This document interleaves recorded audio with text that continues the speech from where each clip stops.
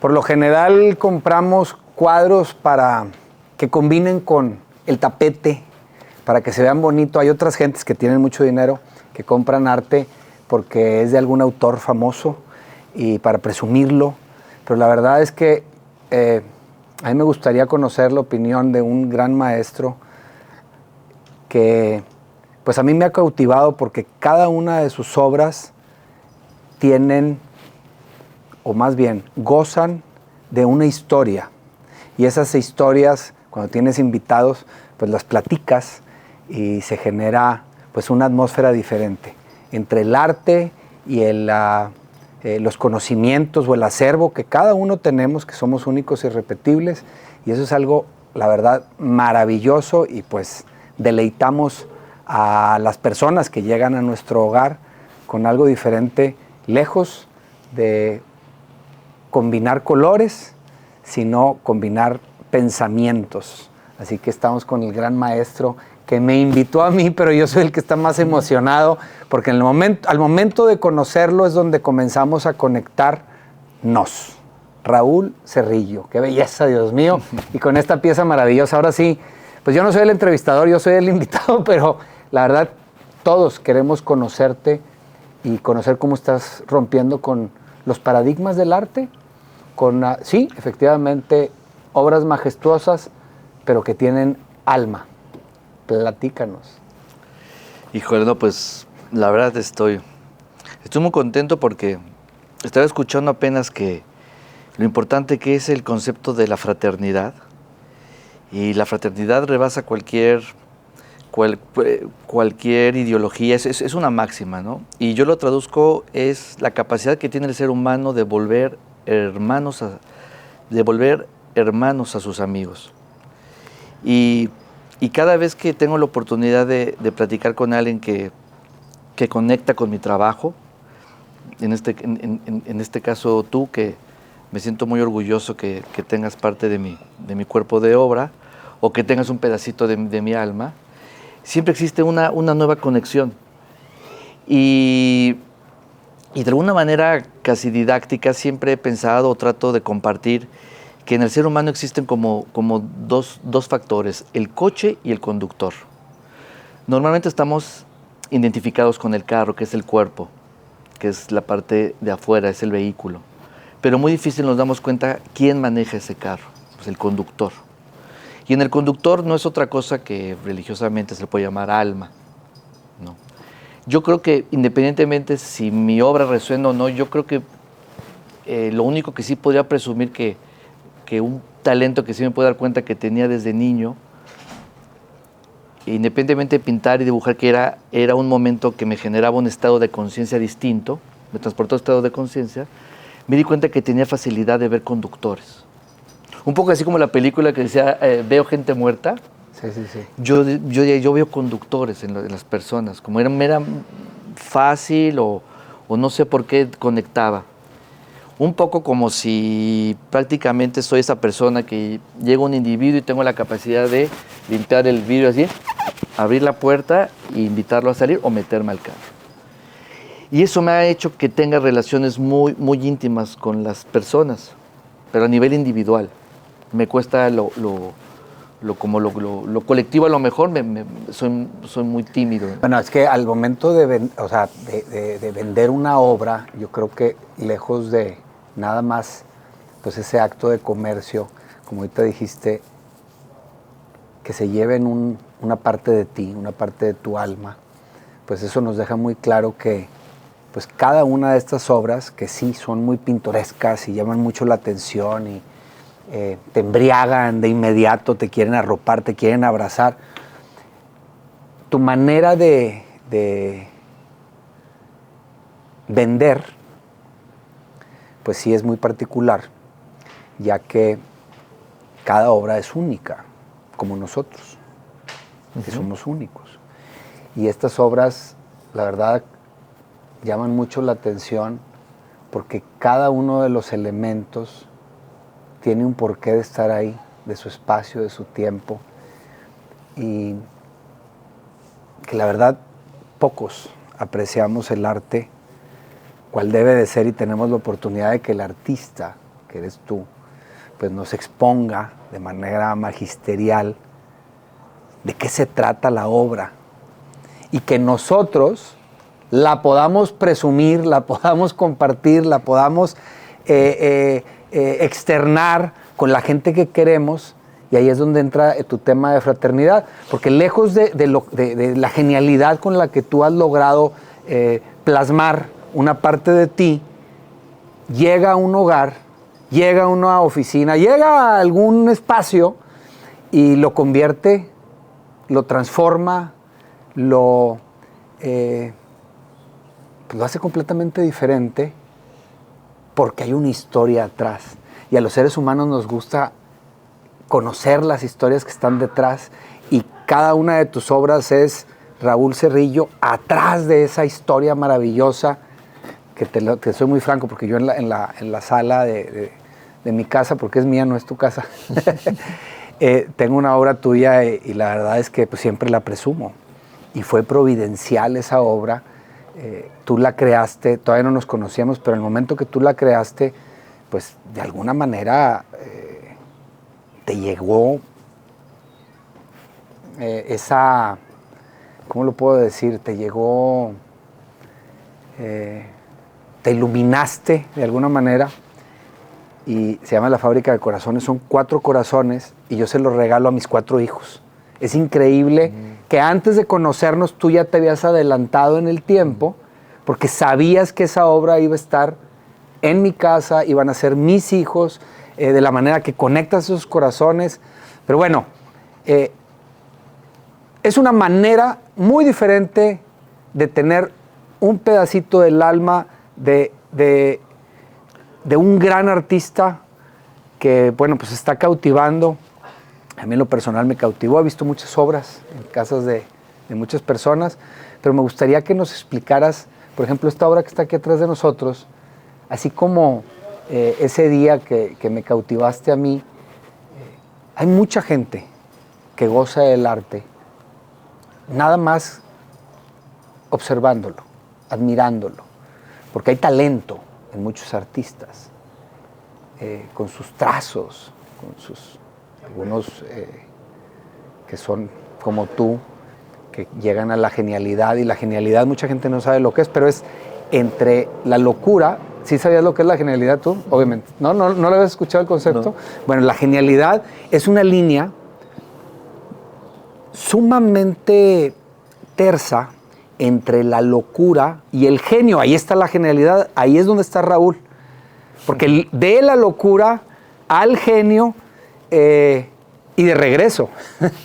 Y lo has logrado plasmar en tus obras.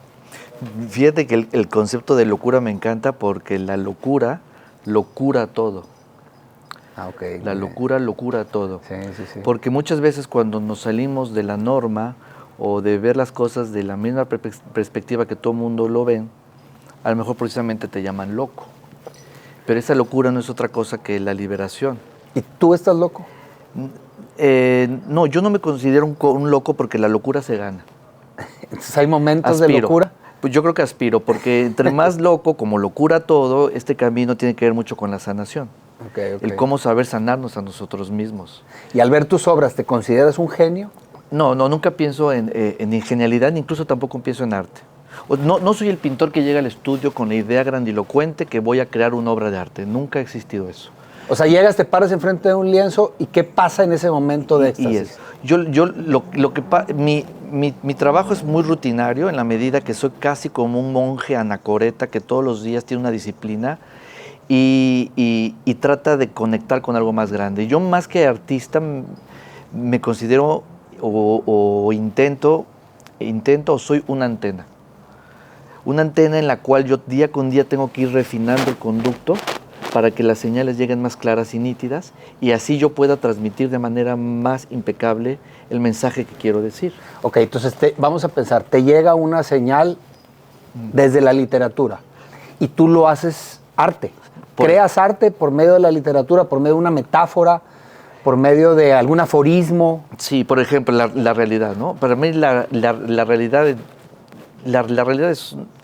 es algo que no es un constructo que nosotros construimos a partir de nuestro sistema de creencias, pongámoslo así. Okay. Por ejemplo, tuve una invitación en la Embajada de Berlín para exponer mi primera exposición individual y luego empiezo con la idea, ¿dónde voy a exponer? En un contexto de embajada.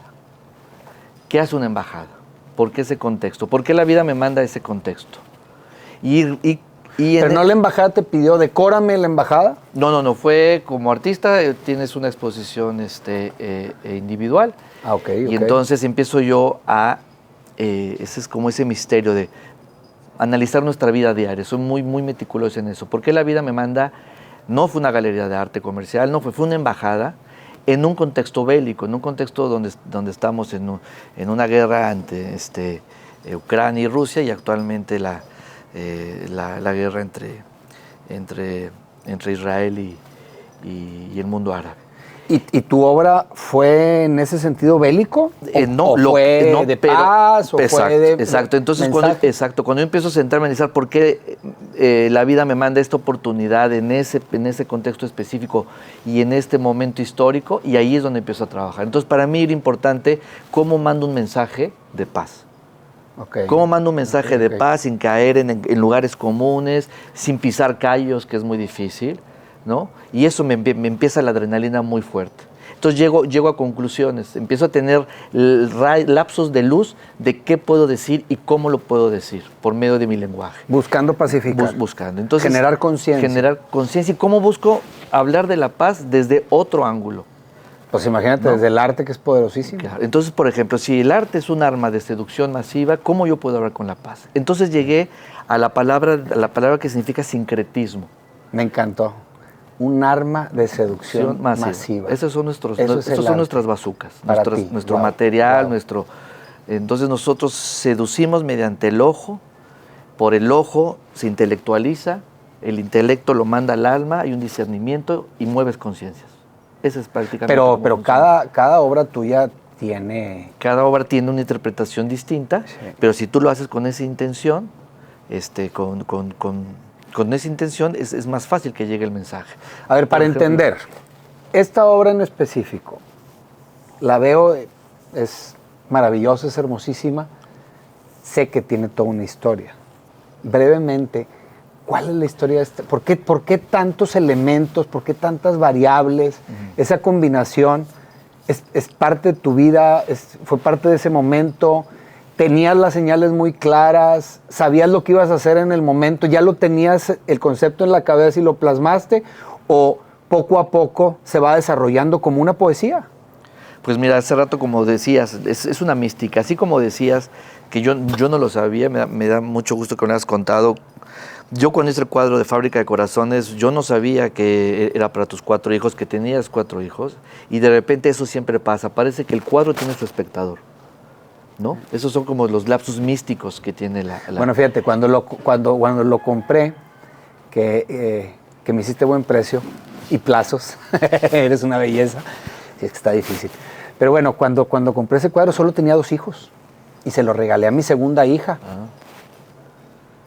Y después se conectó todo, toda mi familia se conectó en ese cuadro. Y hoy día cada persona que llega, yo le explico el cuadro y dicen, wow. O sea, me dicen, ¿te lo hicieron a ti? Le dije, sí, pero el artista no lo sabía, que era para mí. Pero el cuadro me estaba esperando a mí. Ahí es donde está la genialidad, ahí es donde está la locura de lo que tú produces. Claro, y la mística, porque al parecer llega el tiempo y se une y todo es perfecto, ¿no? Sí, así es. Lo mismo pasó con esto. Esto yo los pinté en COVID. Y en COVID, como teníamos tiempo un poco de más, entonces decidí tomar pinturas que a mí siempre me han enamorado, que las sigo viendo una y otra vez porque me nutren el espíritu. Okay. Y yo tenía esta obra de Sísifo, de Tiziano, que la belleza, me dices que es tan hermosa entonces te inspira para Entonces yo en ese tiempo particularmente tomé 8 o 10 pinturas que siempre veo. Me di la tarea de sentarme y decir, quiero dejar como de esta idea de creación personal y quiero hacerle un homenaje a mis grandes maestros que seducieron y cambiaron mi conciencia. Okay. Y uno de ellos era Tiziano. Entonces, cuando yo empiezo a hacer esto, termino este cuerpo de obra y me doy cuenta que estoy hablando del sincretismo. Entonces llega el momento de esta invitación y perfectamente embona lo que yo quería hablar. El sincretismo es bellísimo porque es la unión entre dos cosas que no tienen nada que hacer. Okay. Y por eso, al no haber sincretismo, por eso hay guerras. Entonces, para mí era muy, muy contundente decir, tenemos que dejar de ser duales, porque la guerra es una dualidad. Así es. En un concepto de bien y del mal que nosotros mismos inventamos, de hecho, la vida inventamos, es dual. Sí, la vida es dual, y que todos, la mayoría, religiones y maestros ascendidos hablan de la importancia de cómo es unir nuestras polaridades, o sea, cómo llegar a la unidad, cómo trascender la dualidad. Sí. Y la manera de trascender la dualidad es el sincretismo, es la unión. Nosotros somos parte de una dualidad, mamá, papá, unidos somos una dualidad, somos producto de una dualidad. ¿Cómo lograr unir esas diferencias? Porque estamos, o sea, como pareja, por ejemplo, una pareja, sí, pues, hablándole al grosso de la población, pues la pareja pues es diferente, pero ¿cómo la unes? La religión, por ejemplo, el símbolo muy, muy importante de Jesús, si lo ven en las pinturas bizantinas, es esto. Sí. Esto es un símbolo bellísimo, porque él habla que es importante unir la dualidad que es padre y madre, ¿no? Y aquí tenemos uno, padre, madre e hijo. Tiene que haber esta unión, padre, madre, hijo, y se une. Él habla de la unión. Fue hasta el siglo XVIII donde los ingleses inventaron, con la lucha contra los franceses, la V de Victoria. La V de Victoria es una V muy bélica, es bélico esto. Divididos. ¿Por qué? Porque divides, porque siempre que hay un ganador, hay un perdedor. Sí.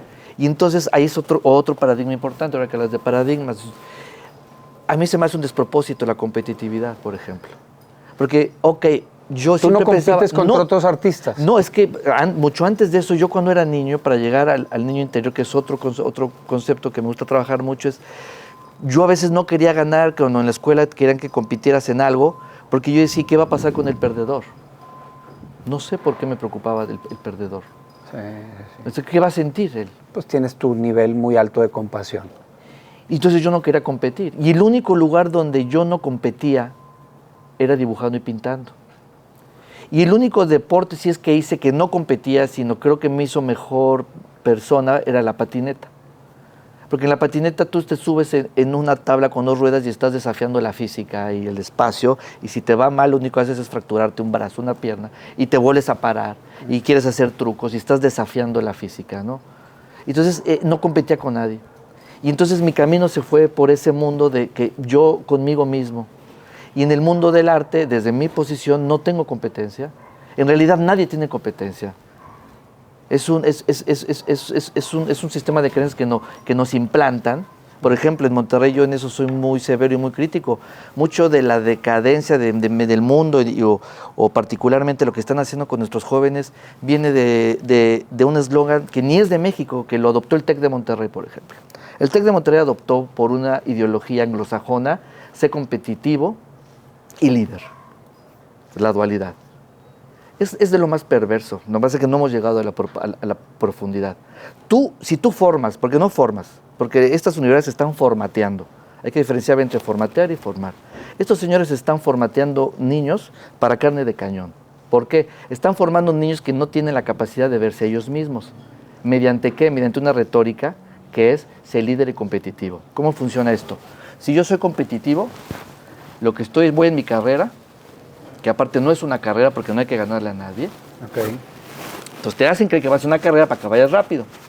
Entonces tú vas rápido. Cuando tú compites, te hacen, ¿qué hace un competidor? Ver al de al lado a ver si lo rebasan, ¿no? Me está ganando, está ganando. Y va a hacer todo lo posible por ganar. Pero está todo el tiempo... Pisotear lo que sea necesario para llegar y ganar. Corporación que se come a otra y que hunda... Toda la guerra que vivimos. Okay. Eso es lo que están formando en las universidades, no en todas, pero en la mayoría. ¿Qué pasa cuando quitas el paradigma de... No, ustedes no tienen que competir, ustedes tienen que colaborar y saber quiénes son ustedes mismos. Ese es un verdadero líder, claro. No, ese es un verdadero líder. Tienes que saber quién eres tú. Sí, entonces, ¿cómo funciona un verdadero... Que conoce su esencia. Un verdadero guía. Sí. Para quitar también la palabra que está muy cargada simbólicamente. Lejos de pisotear, que sea más un ejemplo. Exacto. Entonces, quitemos la palabra líder para poner guía. ¿Qué hace un guía? ¿O qué me tocó hacer a mí? Así es. En lugar de gastar mi energía, el tiempo de ver al otro, yo me concentré en mi dibujo, en mí mismo, mi realidad, y yo estaba solito mismo, yendo hacia adentro. Eso lo podemos hacer todos. Todos. Yendo hacia adentro, yo mismo. Sí. Raúl, Competidores. Pues él tiene su carrera. Qué bueno, mucho gusto y qué bueno, pero yo estoy... Y que le vaya bien. Que le vaya bien. Claro. Entonces, en lugar de yo estar en él afuera, eso es bien importante, intentamos estar en él adentro de nosotros mismos. La idea de competitividad es una idea superficial para que el ser humano esté en el afuera y sea más manipulable. Sí, y por eso que la sociedad y la política hablan de la masa crítica. Si tú analizas bien que el concepto de masa crítica es un concepto pasivo, o sea, ¿la masa qué es? Es una masa, una plastilina, ¿no? Es una masa que está inmovible y en lugar de tener conciencia, que la conciencia es el entendimiento, la hacen que sea crítica, que critique. Eso es un cáncer social. ¿Cuál es la antítesis de eso? Muy pesado. Muy pesado. Claro. Lo que queremos es la antítesis de eso. ¿Cómo formamos jóvenes que piensen que van a pertenecer, en lugar de una masa, van a pertenecer a un flujo? Sí. Y en lugar de ser crítico, van a ser conscientes. Entonces vamos a generar nuevos jóvenes que sean parte del flujo consciente del espíritu humano. Fíjate cómo el cambiar los paradigmas. Entonces, una persona que crece con ese flujo consciente no quiere competir. Ok, si no gané, bueno, ¿cómo sumo? ¿Cómo colaboro? Sí, claro. Eso es, por ejemplo, en la política es muy importante eso. Sí, no, por supuesto. ¿No? Y tú me mencionabas hace rato, o sea, lo importante no era llegar al puesto, sino cómo colaboro en un espacio donde yo pueda sacar la mejor versión de mí. ¿Cómo puedo contribuir a ese espacio donde pueda sacar mi potencial? Sí, ahí pónganlo. Lo importante no es lo que el país hace por ti, sino lo que tú haces por el país. Y es igual con el arte.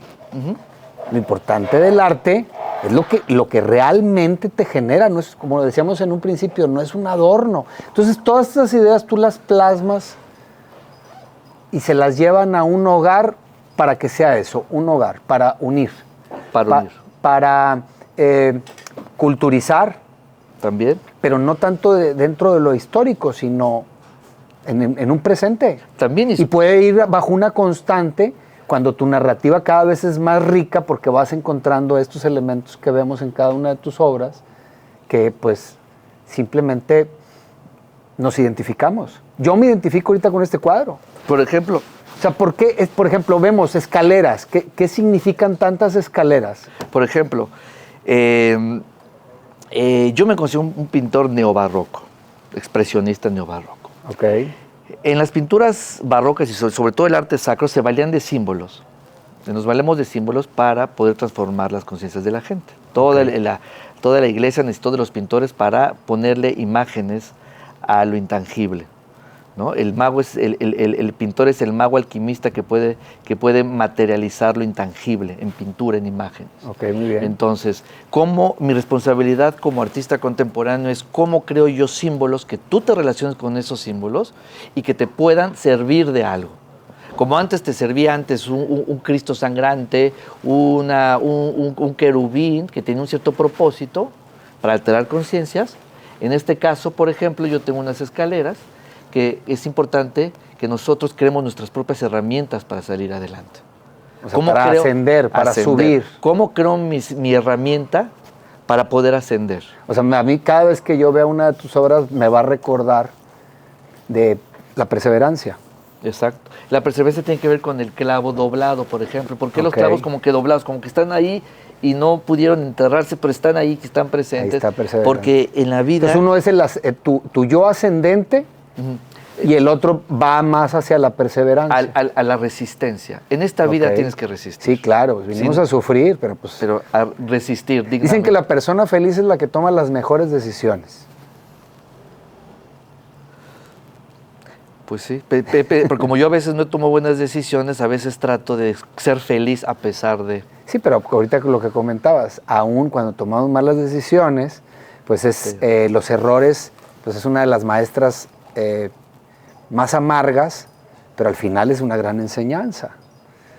Claro. Entonces ahora que el arte te esté enseñando y que te esté motivando, veo que ese es tu objetivo en todo momento. Que te sirve como un pizarrón. Tú tienes este cuadro. No es un adorno, va mucho más allá porque te educa y te recuerda quién puede ser. Entonces ya Álvaro Suárez se ve con esa escalera que tengo que estar en un constante ascenso.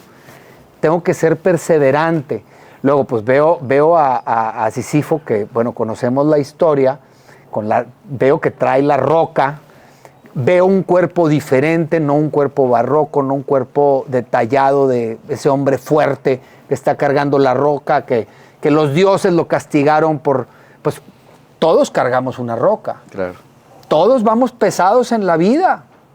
Y hay mucha gente que la quiere aventar o que no la quiere cargar y aparece inmóvil. Como dicen, el agua estancada se pudre. Hay gente que no aguanta sus problemas que está cargando. Pero aquí yo veo a un hombre diferente, veo a un hombre más hacia el mexicano tradicional, veo a lo mejor un maya. No sé qué estás mandando con esos símbolos mayas, si lo son, porque tú eres el que conoces.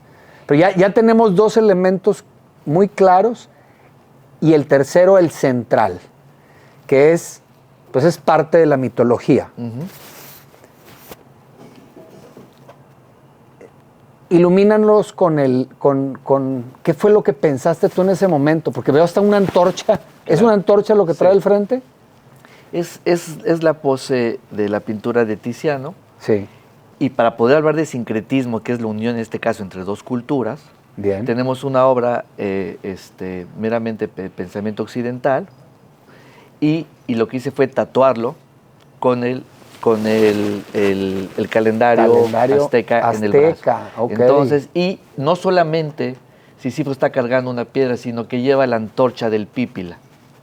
El Pípila, el de la alhóndiga de Granadita. Exacto. Este revolucionario. Entonces, en el mito originario es Sísifo cargando la piedra eternamente. Okay. Cuando llega a la cima se cae. Y Sísifo no decide tirar nunca la piedra. Siempre, no decide suicidarse porque tienes esa. Los dioses estaban buscando que se suicidara, pues es que se rindiera. Es un castigo eterno. Okay. Entonces él, con la resiliencia, dice, voy a demostrar que no, eso es lo que yo quiero pensar, sí. Y no resiste. Y pasa una eternidad. Y pasa haciendo. Entonces yo quise sumarle a porque se vuelve un arquetipo, a este arquetipo sumarle la antorcha de esperanza y de luz. Claro. Sí. Entonces los artistas estamos trabajando, nuestra responsabilidad es crear nuevos arquetipos para una nueva sociedad. A ver, pues es que esa antorcha, cuando hablas del Pípila, efectivamente dio esperanza. Claro. Fue la que utilizó para prender esa puerta. Y liberar. Y fue un héroe, es un héroe nacional. Claro. A la fecha. Entonces, haces esa combinación, llega a su destino. ¿Este personaje llega a su destino o cómo acaba esta historia? Eso cada espectador la terminará. Porque para mí puede ser que con esa luz, con esa antorcha, rompa sus cadenas y se libere él mismo, o libere a otras personas, como hizo el Pípila, pero existe esta luz, esta esperanza, como la antorcha, pues que antes no existía. Entonces cada espectador le dará esos, cada uno dirá, voy a renunciar a mi trabajo y me voy a dedicar a realmente mi vocación o a mi hobby, sí. O trataré de buscar otra alternativa, o realmente es el camino, pero ese camino me va a dar una luz posiblemente. O que me pueda preparar más. Me puede preparar más. Oye, quitar peso. El quitar peso, el social, el querer agradar a los demás, claro. El ser otra persona. Nada más son los pesos. O sea, claro. Lo más pesado que traemos en la vida, deudas. ¿Deudas? Exacto. Vas generando deudas nada más por ego, por satisfacer tu ego o satisfacer, querer ser otra persona dentro de tu sociedad. Y yo veo gente que gasta muchísimo dinero nada más por ser parte de un grupo social y luego traes cada vez más pesado y no está pagando ni las colegiaturas de los huercos. Bueno, en fin. Y la más difícil, vas cargando culpas.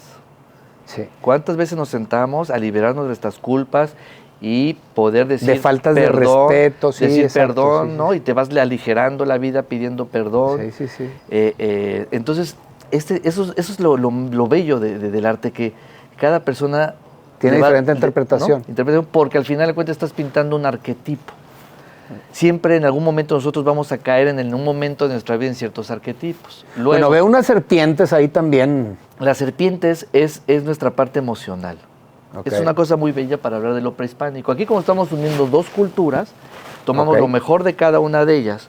Y en este caso la serpiente es representada desde el Quetzalcóatl, representa tus emociones que van a nivel de piso. Como la Kundalini, son tus emociones. Okay. Esas emociones, en las culturas madres, nos dimos cuenta que teníamos que elevarlas. De ahí nace la creación de la serpiente emplumada. La serpiente emplumada no es otra cosa que el dibujo, la pintura, el cuento que crea el abuelo a sus nietos. Okay. ¿No? El chamán a su comunidad, que les platica. Nosotros venimos a esta tierra arrastrando las emociones, yendo refinando con ciertos instrumentos como el perdón, ¿no?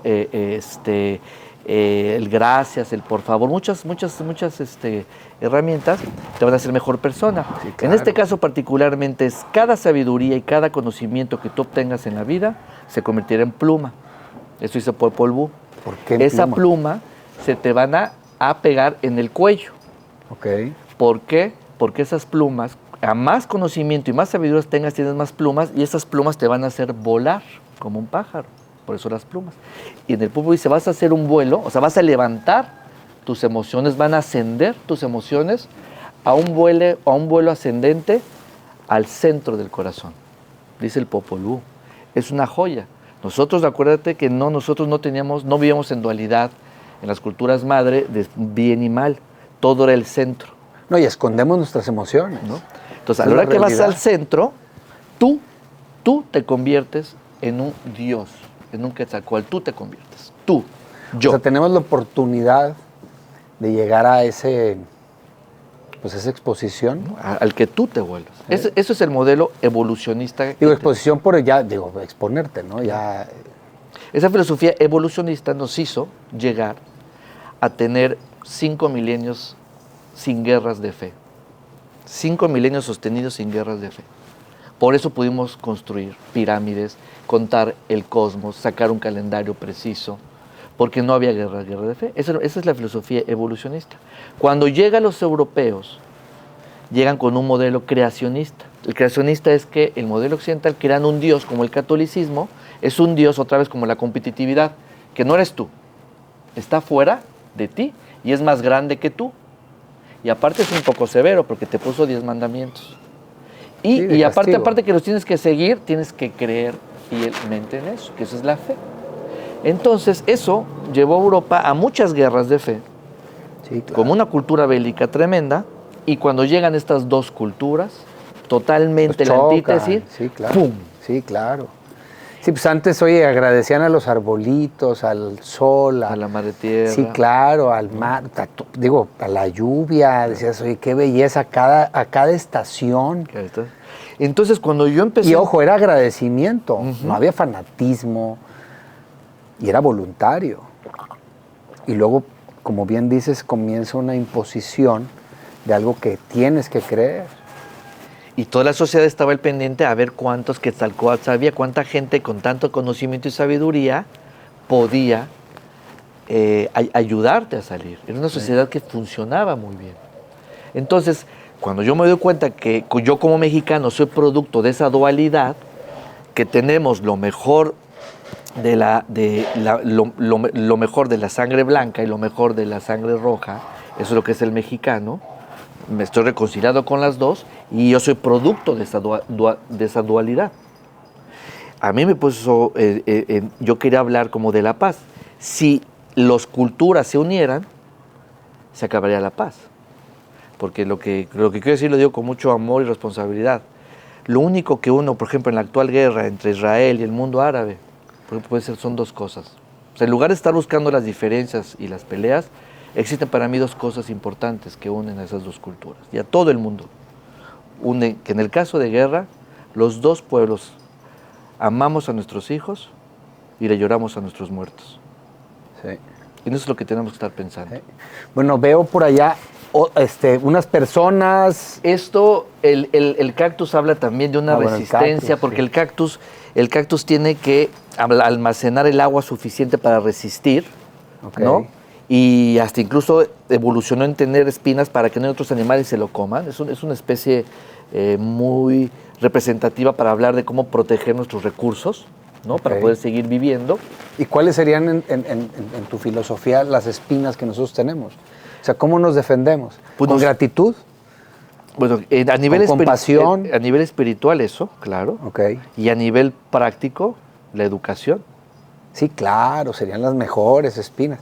Ese sería, un libro sería un arma, pues, de destrucción también masiva. Porque Contra la ignorancia. Porque Claro. la ignorancia lo que hace es que hace que nuestras mentes sean más estrechas. Fíjate, eso sería excelente para platicarlo, estar en Sí, la nada sala de más- tu hogar y nada más con el puro Puro cactus, cactus. tienes para toda la noche Toda la noche. de una, Es pues una- de un diálogo Claro. Cada fraterno en donde, como dices tú, agarramos esa escalera y pues le evitamos a ser unas mejores personas. O sea, que tus invitados, después de que salgan de tu casa, digan, oye, pues no fue nada más la borrachera tradicional, sino que aprendimos algo, y aprendimos algo por medio del arte. A mí me parece una verdadera O maravilla. sea, que el arte sea un pizarrón donde terminando la sobremesa puedas hablar con tus seres queridos. Sí, Y, sí, ¿sabes sí, qué? sí. ¿Y por qué el avión? Ah, pues el avión significa tu yo ascendido, la mejor versión de ti, que mires para arriba, Ok, que muy tengas bien. ganas de ascender, ¿no? Entonces, un avioncito. Algunos ¿no? vivimos pues con la venda en los ojos o siempre viendo a medio metro Ajá. qué va a pasar en este momento y se nos olvida Se nos ver el olvida. 360, ver hacia arriba. El Es cierto. símbolo de allá es muy importante, no sé si después lo note en la cámara, pero es un símbolo en la computadora de pasado y futuro, fast and forward. Ok. Si tú piensas mucho en el pasado, tendemos a la depresión. Y si tú piensas mucho Sí, en el porque futuro... nos genera nostalgia el pasado. Mucha nostalgia. Y el pasado es incertidumbre, Sí. caray. Y no puedes hacer nada al respecto. Pero si te vas al futuro, que tampoco puedes hacer gran cosa, como yo, te genera ansiedad. Sí, claro. Entonces están los dos prendidos para poder hablar en el tiempo que tenemos que vivir es en el presente. El presente. Entonces otro símbolo, estás ahí comiendo, viendo, me recuerda el presente, recuerdo que tengo que Es buscar... que utilizas el cactus, de cómo me voy a llenar para vivir toda mi vida, de qué me voy a llenar en mi alcancía de emociones, Claro. qué espinas voy a utilizar, porque pues la verdad es que todos sufrimos. Claro. Y en esta braga de eternidad no es fácil la vida. Pero qué tal si, como dices tú, te blindas o pones esas espinas en donde, pues, para mí lo importante de espinas sería los valores universales. Claro, claro. Serían maravillosas espinas. Sí, es tu escudo protector. Sería un gran escudo protector. Y si te acercas demasiado te puedes espinar. Si quieres transgredir mis valores, te puedes espinar. Sí. Y no es de confrontación, ¿eh? No, no. Al contrario, inmediatamente se genera el respeto. Pues, lo decía Benito Juárez. Está clarísimo. Y este es muy bello, la palmera. La palmera. La palmera es el árbol que en un huracán, donde sea, se dobla, pero no se rompe. La Sí, flexibilidad. Sí. Y la vida te pone retos todo el tiempo y es importante ser flexible y volver a regresar. Entonces es una manera también casi didáctica de poder hablar con otras generaciones el cuadro. Sí, pues es que si te pones rígido te rompe la vida, ¿eh? La silla, a ver si pueden enfocar las sillas. A ver, y al rato, bueno, hablamos del Fast and Forward que está allá, Pato. La silla es también muy importante porque el propio sistema en el que vivimos quiere que vivas rápido. Por eso conceptos de ¿qué carrera vas a hacer? Carrera. Pero yo no quiero carrera, si yo quiero caminar. Y si yo quiero sentarme. Entonces, por eso, ¿cuál es tu carrera de artista? Siempre rectifico, bueno, no es carrera, es una forma de vida, es un estilo de vida, donde puedo sentarme y solamente estando sentado, o sea, bajando mi velocidad, es cuando puedes ver las señales. Por medio de la contemplación. Por medio de la contemplación, La reflexión, la meditación, la introspección. wow. Wow. El dibujar, el escribir. O sea, la silla es un elemento también para otra cena completa. No, cada arquetipo que estamos hablando es una Sí, tesis. sí. Es una tesis. Sí. Y lo más bello es que todos estos símbolos los saqué de la Lotería Mexicana. Ah, caray. Por eso es muy mexicano. ¿Dónde está el borracho, por ejemplo, que es el que yo conozco? Por eso, esos arquetipos ya, como yo lo viví con mi papá, entonces dije, no, ese no lo voy a poner.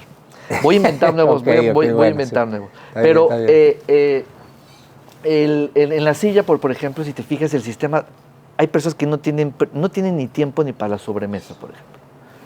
En la sobremesa, que es la hora del reproche, es la hora del cuestionamiento, donde ya tú tienes alimento, ¿no? Es que por lo general cuando nos juntamos empieza la crítica. A ver, ¿a quién voy a criticar para sentirme mejor?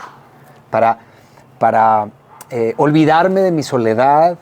Yo escucho mucho en las sobremesas que es cómo voy a hablar mal del otro y sobre todo el que no está presente. Bueno, ¿es un vacío el que tengo o nos falta conversación? Es un vicio de conducta y tiene que ver desde la educación. Por ejemplo, desde que, si nos remontamos otra vez, lo que hablamos en el principio, si formamos a las nuevas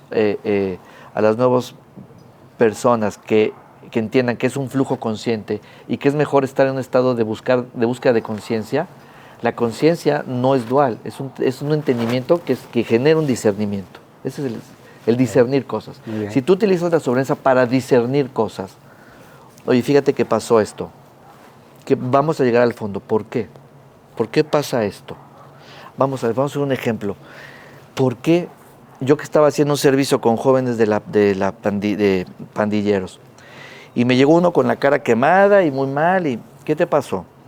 Pues fíjate que un policía estaba yo consumiendo uno que se llama las muñecas, que es resistor, y las monas, solventes. Claro, sí, son solventes, es thinner. Me lo quitó, me lo aventó a la cara, me prendió la cara y al mismo tiempo me arrancó el arete, destrozándome el óvulo de la oreja.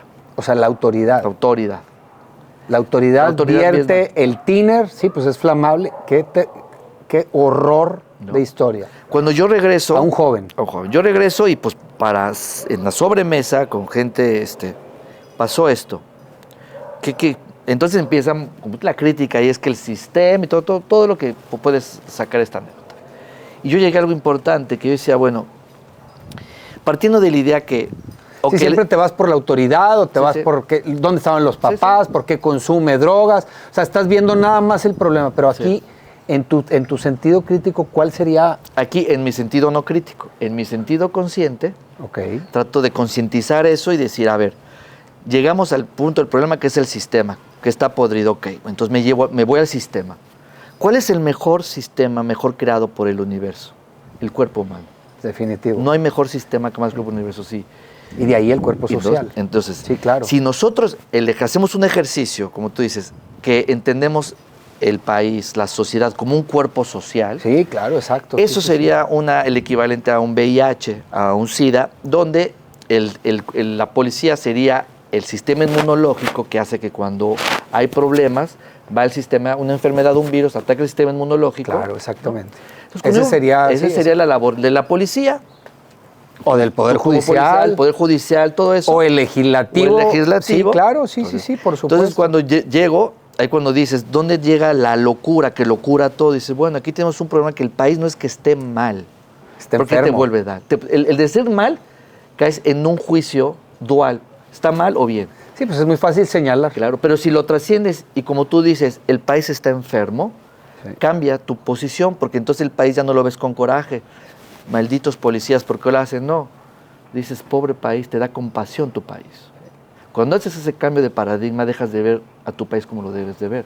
En lugar de yo, cuando de más temprana edad quería ser senador para yo legislar ciertas ideas que tenía, dije, no, ese no es el camino porque es un camino dual. Voy a intentar ahora juntar cada vez más grupos de anticuerpos que estén vibrando en un flujo consciente y que estén comulgando con la idea de que cómo sanamos el tejido social. Sí. ¿Cómo sanamos esto? Bueno, pues para sanar el tejido social tenemos un VIH que el país tiene, pues tenemos que cambiar todo el sistema legal, donde ellos realmente ataquen donde están el virus. Entonces, ahí ya... Y prevenir las enfermedades. Y prevenir las enfermedades. Entonces ya en una mesa, ya no estás en la superficie que genera el bien y el mal. Estás en el fondo del problema, que el problema era cambiar tu paradigma de cómo ver ese problema. Porque a mí, si no hago ese cambio de paradigma, yo me enojaba mucho y me enfermaba mucho.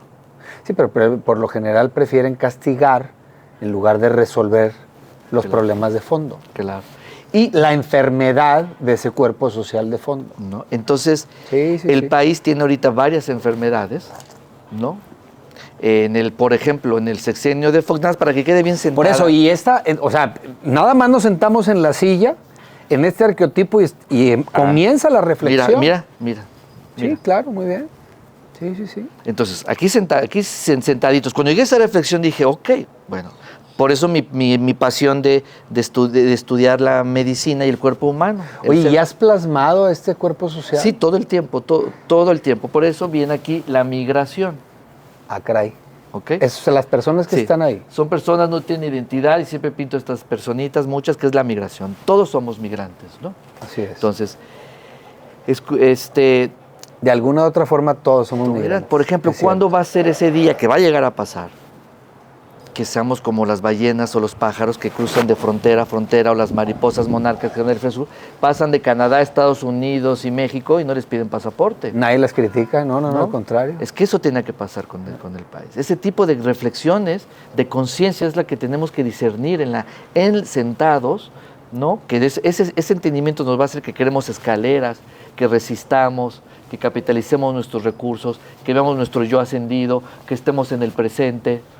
Todos estos arquetipos los vas integrando, entonces llegas y dices, ok, creo que estoy entendiendo las ciencias sociales de otra manera. Porque me interesa a mí de fondo sobre todas las ciencias sociales. A ver, ya saqué esto del VIH, pero bueno, también México tuvo leucemia fuerte. En el sexenio de Fox, al final, hubo una fuga de capital. El capital, en este caso, el dinero, ¿qué es? La sangre. La sangre fluye por todo el cuerpo. Si tu sangre no llega a tus piernas, no se mueven. Como estaba el sur de México. Claro, el sur de México, antes se le decía, México es un pueblo sin piernas, pero que camina. En el sexenio de ahora... O sea, las piernas sería el pueblo. Claro. Y el pueblo está enfermo, no va a avanzar mientras no se le apoye al pueblo. Y en el sur particularmente, que podría ser la metáfora de las piernas, se le inyectó ahora sangre, o sea, llegó sangre a las piernas, que estaban gangrenadas, ¿no? Sí. Ya negras, a punto de amputarse. Se les inyecta, o sea, se le inyecta sangre, se puede caminar. Entonces, en la fuga de capital que hubo en el sexenio de Fox, empezaron, aquí en la carretera Saltillo ves muchos, allá ves muchas casas de interés social blancas, que son blancas, con tinacos, y así como un copy-paste, ¿no? Y en muchas carreteras de México vas a ver ese paisaje leucémico. ¿Por qué? La leucemia es la generación de glóbulos, el exceso de glóbulos blancos, y esas casas, como hicieron muchas, por el miedo a no tener, porque salgo del sexenio, yo creo, pues tengo todo esto para después venderle al pueblo, ¿no? Que aparte va a tener que pueblos casas así de este tamaño de interés social. Ahí no hay calidad de vida. No, ¿qué pasaba ahí en ese entonces? En el momento cuando tuvimos, también creo que fue en la época de los Zetas, no sé si es la misma época, pero... fue la época de la creación de los Zetas en el sexenio de Vicente Fox, así es. La enfermedad radica es que la mayoría de comenzaron talibanes y luego zetas. Primero se llamaban talibanes y luego zetas. Y fueron muchos desertores de las fuerzas federales, las fuerzas especiales federales del ejército, o los llamados GAFES. Así es. Entonces, estas casas, como no fueron habitadas porque eran demasiado... Se convirtieron en picaderos. Se convirtieron en zonas de picadero y donde te secuestraban, ahí te metían. Así es. Entonces era un foco de infección social. Así es. Entonces, algo bueno se convirtió en muy malo. Bueno, algo bueno entre comillas, porque sacaron casitas de 80 porque sacaste recursos metros cuadrados de tu sangre, o menos. Sacaste más sangre, te quedaste con muy poca sangre y las volviste en estas casas que no eran necesarias tantas. Y de hecho, curioso, ¿ves la metáfora? Las casas hasta son blancas. Entonces hay más glóbulos blancos en el tejido social. Okay. Y este tejido social genera ese cáncer. ¿Y no se le inyectó a vacunas en materia de educación? No mandaron sangre a todo el cuerpo. Ahora, ¿por qué es una joya el cuerpo? El cuerpo, hubo una investigación muy bonita, que cuando tú estás en un problema de hipotermia, tú estás a punto de morir, se te cae una avalancha encima de nieve y tú, el cuerpo... Lo primero que tú dejas de sentir son las yemas de los dedos Sí, claro, Porque se va la sangre a los órganos principales. todo al principal, todo primero lo que menos necesitas, Sí, lo claro. último que deja de mandar sangre al cuerpo es a la cabeza. Exacto. ¿Para qué? Para que tengas más tiempo que te rescaten. Sí. Es que es una joya el cuerpo. Sí, sí, sí. Entonces, el político, Sí, fíjate que lo que no- dices, cuando hace frío es cierto, te dan ganas de ir al baño y vas al baño a hacer pipí y pues no. ¿Qué está pasando? Que el cuerpo se protege, efectivamente. Fíjate, no lo había pensado. ¿Cómo Pero es eso de la pipí? efectivamente- Porque me gustaría ejemplificarlo. Entonces, ¿no te dan ganas de hacer pipí? No, pues haces poquito, pero lo que pasa es que la vejiga se llena de sangre, se van llenando los órganos principales de sangre y tú crees que quieres ir al baño, pero no, lo que pasa es que se está protegiendo el cuerpo. Fíjate qué maravilla el cuerpo, Sí. qué belleza. Entonces, en mi utopía tangible, que le quiero llamar, porque es una utopía, porque tenemos que cambiar conciencias del paradigma. Puesto en palabras, estamos transitando de una transición ideológica, que es la política ideología, a una transición biológica. Ok. Cuando nosotros entendamos nuestro propio cuerpo, es más fácil que tú entiendas el tejido social. Si tú no sabes cómo funciona tu cuerpo, ¿cómo vas a entender el tejido social? Claro. Entonces, ahí es donde entra lo espiritual, en este cambio de paradigma. Todo ciudadano que conozca su cuerpo y que lo tenga bien alimentado, con conciencia, va a tener mucho más energía, más claro, y va a poder ayudar al cuerpo social porque saben qué está fallando. Aquí hay un problema de VIH social, aquí hay un problema de... O sea, conocer de para leucemia. que la distribución sea la Claro, adecuada, la correcta. Claro, porque el cuerpo distribuye perfectamente a todo tu cuerpo como debe ser con la cantidad precisa. Eso en realidad sería la polis. Si el político es el encargado de la repartición del ingreso, el ingreso en este caso la sangre, por eso el corazón es una joya, manda sangre donde debe de mandar a suficiente, ni más Entonces ni el corazón menos. sería el ejecutivo. El ejecutivo sería ¿El corazón? El corazón que tiene... ¿Y el legislativo pudiera ser la cabeza? ¿El cerebro? Sí, porque muchas veces el cerebro, acuérdate que, por ejemplo, el cerebro a veces te quiere hacer cosas y el cuerpo, ¿cómo ves el cuerpo? ¿Cómo le dice el cuerpo a la mente y ya para? Se enferma y te manda a la cama. Así y ahí te quedas el tiempo que yo creo. El cuerpo es mucho más sabio. ¿Y el empresariado, por ejemplo, sería uno de los órganos? El empresario son todos los organismos. Ok. Por ejemplo, ahora que en el penal de Topo Chico, cuando hacía servicio, había otra servidora que decía, es que ya no nos caben los niños, de los hijos, ya no ahí hay unos niños y ya se nos fugan y no nos caben niños, y hay un centro capullo, ¿no? No nos caben. Y entonces yo decía, tenemos que crear otro órgano que capte a todos estos niños, que albergue a estos niños. Porque me contaban la historia. Que sin oportunidades se van a convertir en No, parte del problema. Porque ellos si no construimos esos van a acabar siendo, los pones tú, parte del problema. Para hacer Cuando pueden ser parte de la solución. Entonces, ahí es cuando, fíjate, bien otra vez la biología. ¿Cómo creamos un nuevo órgano al cuerpo que te ayude a arrastrar a estos niños, darles todas sus garantías individuales, sustento, comida y educación, y que el cuerpo para que no haya cáncer, pues, ¿no? Entonces hay que crear un órgano nuevo o más grande.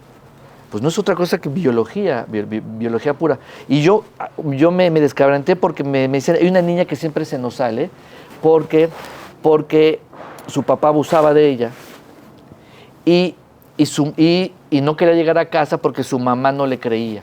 Qué horror. Qué terrible. Entonces tenía que llegar ahí, pero no la aceptaban.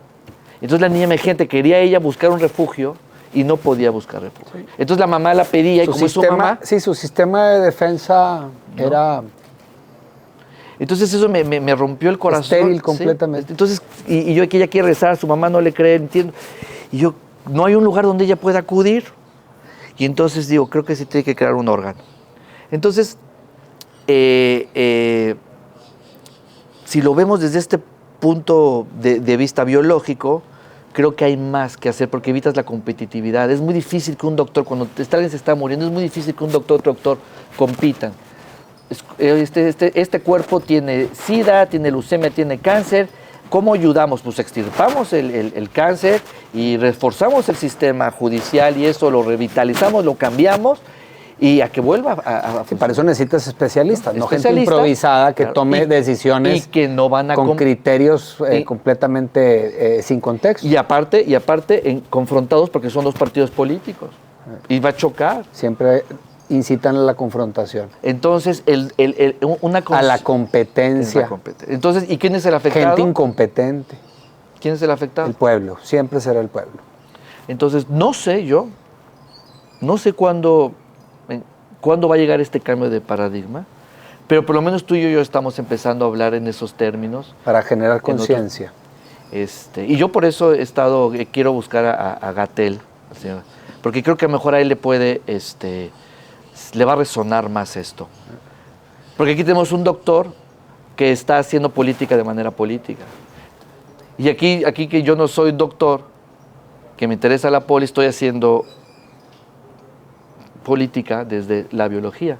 Yo no quiero estudiar la política, las ciencias sociales. Entonces yo quiero que mi trabajo ayude al tejido social, a las ciencias sociales. ¿Pero le llamas trabajo? No, ¿Te cuesta trabajo hacerlo? Sí, esa es otra pregunta, esa es otra palabra que tengo que ir corrigiendo. Porque lo que hago yo es una labor. Ok.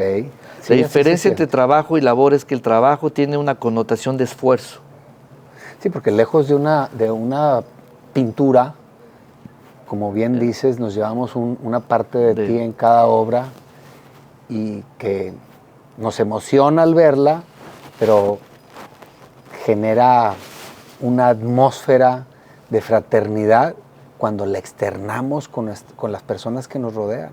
Y sobre todo cuando vivimos a través de la conceptualización de cada uno de los elementos de nuestra vida. Entonces, imagínate, antes de salir de tu casa, dices, hey, a ver, traes 1000 broncas, traes la piedra, vas cargando la piedra, eterna, porque así andamos todos los días. Pero luego volteas a ver y dices, ¿sabes qué? ¿Cuál es mi yo ascendente? ¿Cuál es mi mejor versión de persona? Me voy a sentar en esa silla a reflexionar. Voy a bajarle el ritmo, me voy a organizar. Y voy a pensar en las personas, cuando hablas de migración, en las personas que han tenido menos oportunidades. Voy a pensar en romper fronteras,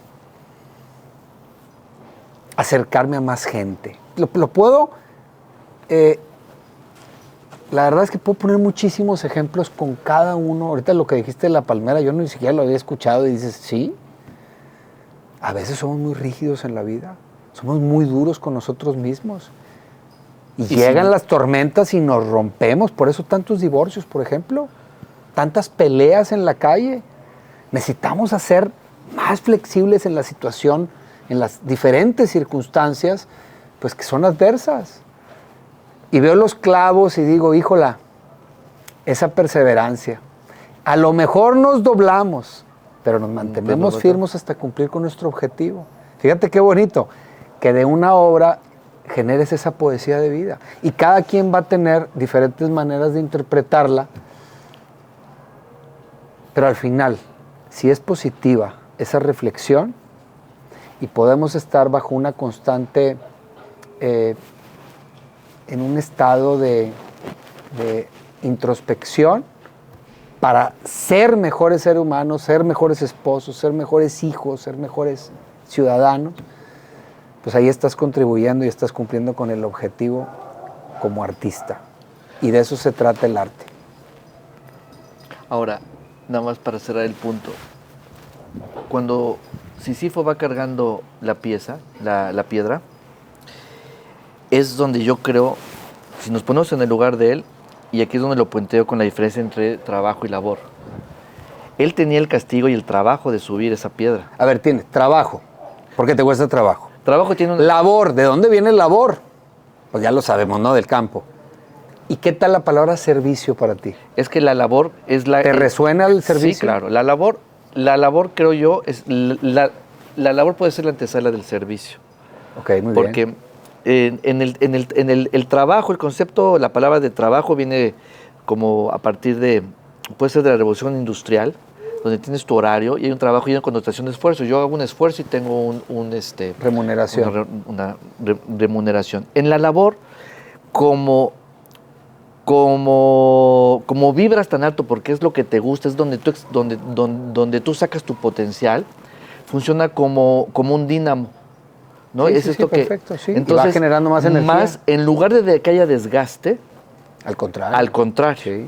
Por eso hay tantas historias románticas. Si ves los artistas, hay una película de Modigliani donde le dice a un espectador, es que ¿por qué los artistas comen mucho, beben mucho, hablan mucho, sufren mucho? O sea, ¿por qué tanta intensidad, no?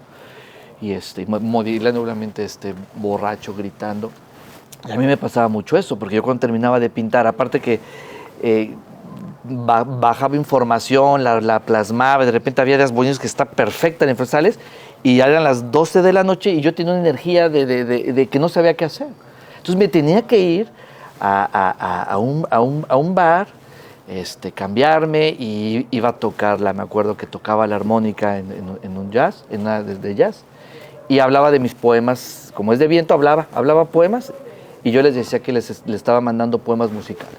Pero yo tenía que, imagínate todavía la energía de ir a un bar y tenía que sacar esa energía.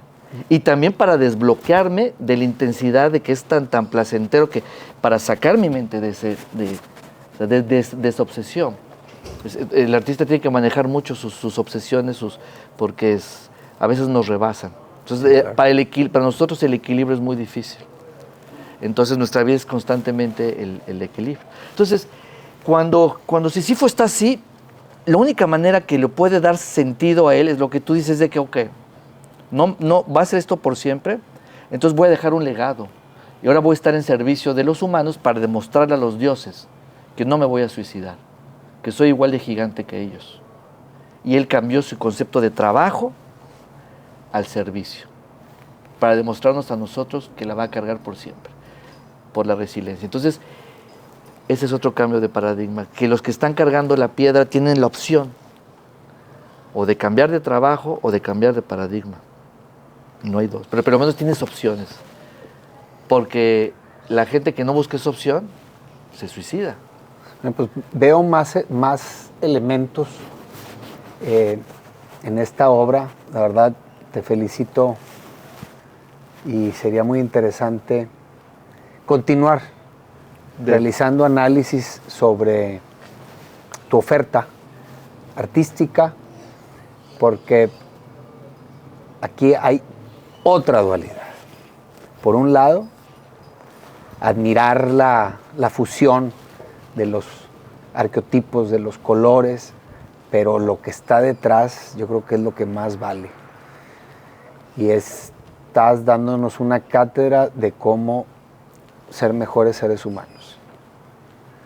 Ojalá que esto contribuya, por lo menos visualmente, No, ideológicamente. a poder cambiar un poquito la conciencia, que es uno de mis grandes pues anhelos, ¿no? El poder cambiar, transformar conciencias. Y el arte, pues sí, es una gran herramienta, es lenguaje. Yo sí veo una gran contribución.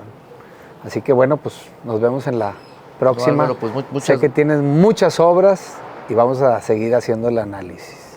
Y nada más para terminar, quería hablar también como el gran poder del arte, que es un superpoder. Así como tú con el luchador, que lo más bello es de que no es un luchador A ver si le literario. invitamos al 5X a que venga Exacto. a platicar contigo, a escucharte, a aprender, a reflexionar, a analizar y a llenarse de esas emociones que necesitamos todos los días y que tú generas como ese gran dínamo que eres como artista.